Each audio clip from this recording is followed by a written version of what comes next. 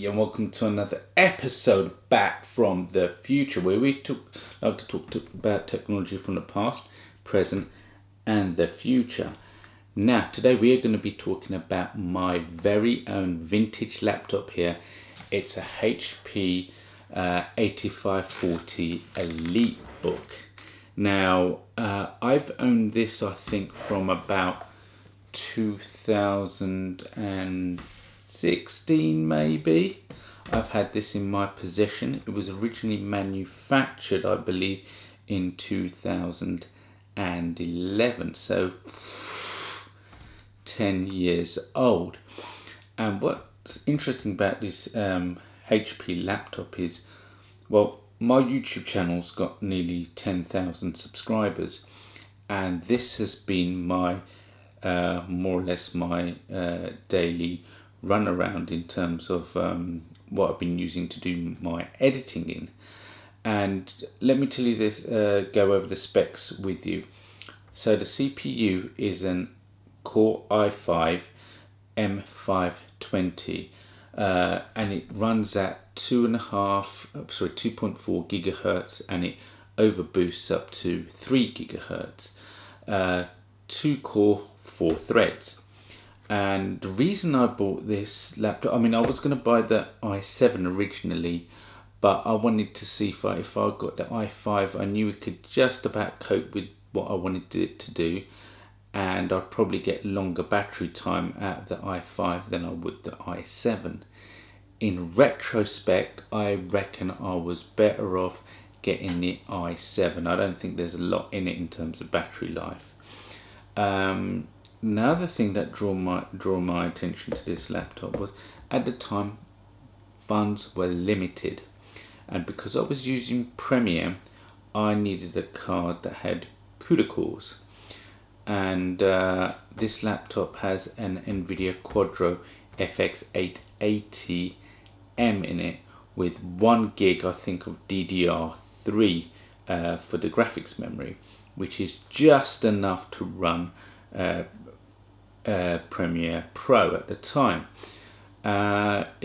So I had a budget of around £220, and I saw this on eBay, and I thought this more or less will hit the spot. It had everything I more or less needed to do the job that I needed it to do. And originally it was being sold with 4 gig of RAM, but I'd asked the seller to increase it to 8 gig, and he duly did that. So let's start off by talking about the I/O ports on this laptop. So if we look on this side where we've got the air vent, we've got 3 USB-A ports and a USB 2. Display port, we have a Firewire 400, interestingly enough, and we've got headphone and microphone jacks. Now also on these laptops, we have an express card slot, and in this express card slot I thought I'd stick in a USB 3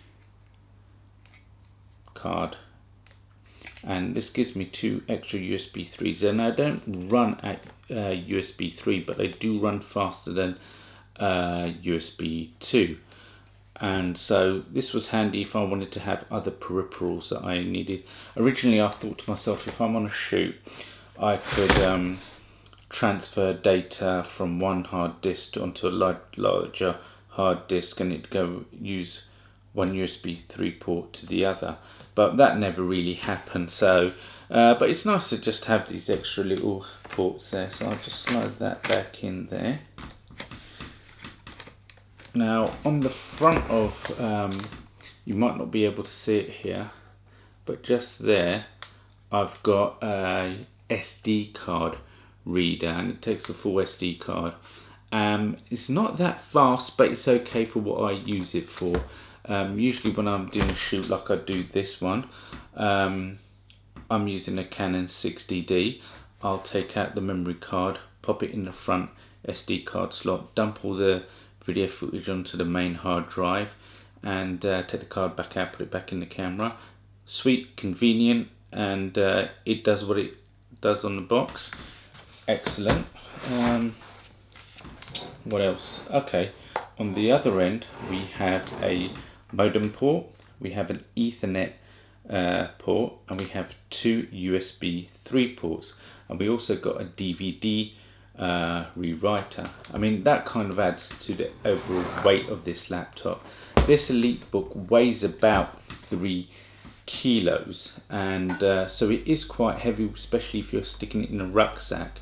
Also, the other thing I want to point out is the power supply is absolutely massive. The power supply alone weighs what, 750 grams, I'd say, just almost as much as a bag of sugar, and you've got a full IEC or kettle lead cable that goes with this as well.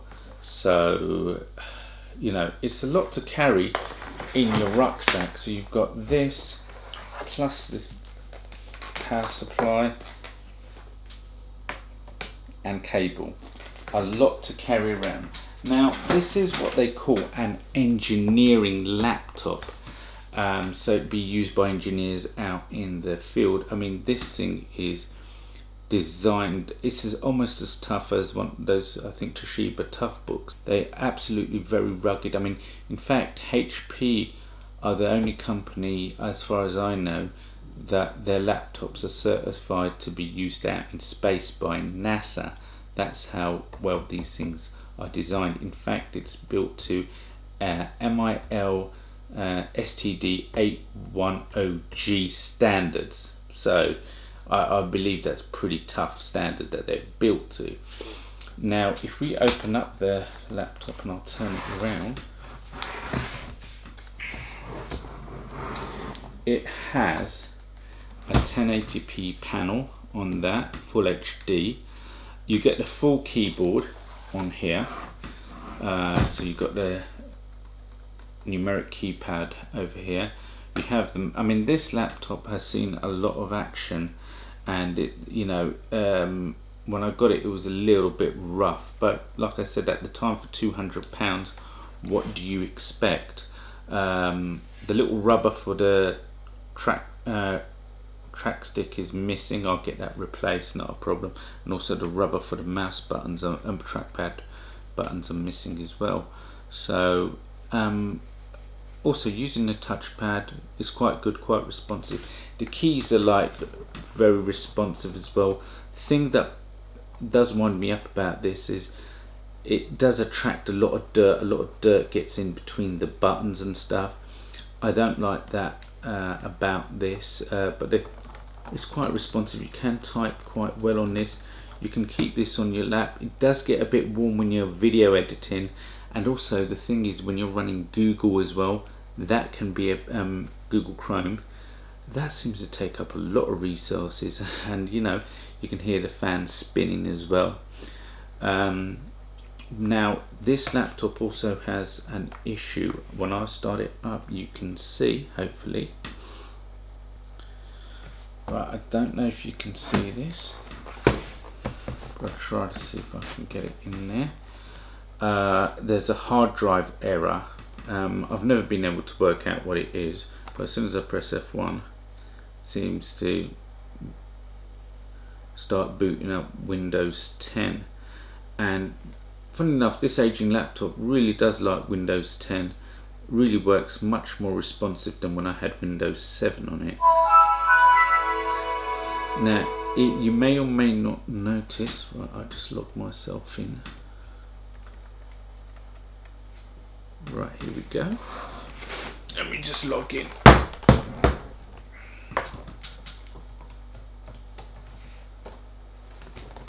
You may or may not notice that on this LCD screen, it has a yellow line that goes down it along here. Now, I've been told that's an inverter issue. I'm going to get that seen to. And you've got here a little light, so when you're working away at the computer at night, you can illuminate the keyboard. You've got webcam. I believe it's a 720p webcam on this. And what I'm going to do now, turn it over. If I turn the laptop over, what do we have here? Right, okay. Right, so on this laptop, when we turned it upside down, this is where the hard drive kept. Now, originally it came with a 320 gigabyte hard drive, spinning platter. I replaced this with an 240 gig SSD, made day and night difference to boot time and responsiveness.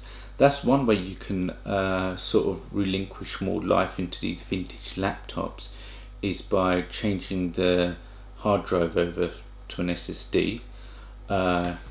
Originally, like I said, it came with 4 gig of RAM. I had another 4 gig stick put in this, so it has 8 gig running dual channel. It just about runs Premiere on 8 gig. You can't go anything less than that. You just won't cut the mustard. Ideally you like 16, but this motherboard won't accept anything more than 8. You can change the Wi-Fi adapter out here.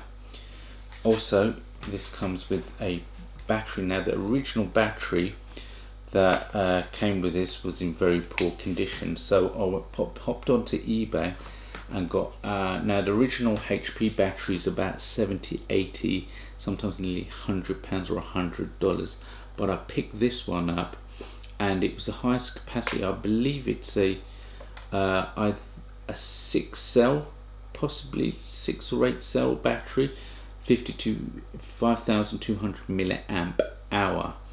And you know, this thing's great, easy to swap out. I was originally going to get 2, so if I'm out on road, I can, if I'm editing away and I'm running out of battery power, I could just swap the battery around. But to be honest, this all becomes a bit bulky. So what more can I say now?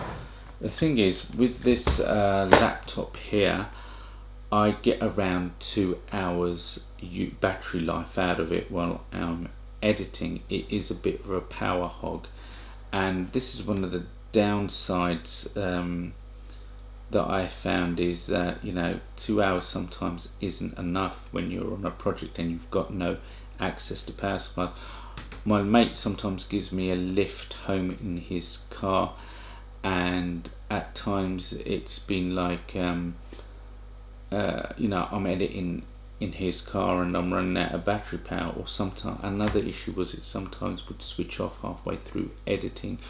Or was now when I reduced the power down, you know, to more of an efficient power efficiency mode, that seemed to cure that. So something that I possibly need to look into. But this is great. You know, I've edited my YouTube videos while I've been on the bus, sometimes in the work canteen. You know, it's, you know, you can take it anywhere basically, but it, like I said, it does weigh a lot. And the thing is, I'm looking to get something a lot lighter, and I've done that. In fact, I'll just show you. I've just recently bought a Dell Inspiron 7000, and this thing is almost, this weighs about what, just under 2 kilos, and if we put them side by side, it's, I would say, almost half the height, and not quite, but almost half the weight.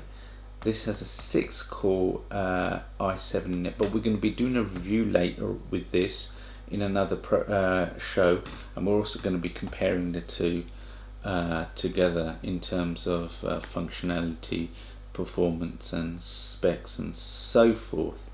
But you know, what's happened now is it's coming to a time where I'm going to say goodbye to my EliteBook. I am going to keep it as a backup laptop just in case, but it's going to go on the shelf, and I'm going to start using my Dell from now on. So that's about it for now. I hope you enjoyed the show, and I'll hopefully speak to you soon. If you liked this video, please feel free to subscribe to our channel, press the bell notification button, and get notified when a new video comes out. Please leave a thumbs up. If you enjoyed this video, please leave comments and let us know what your thoughts and suggestions are for future videos. And we will see you in the future, if there is one.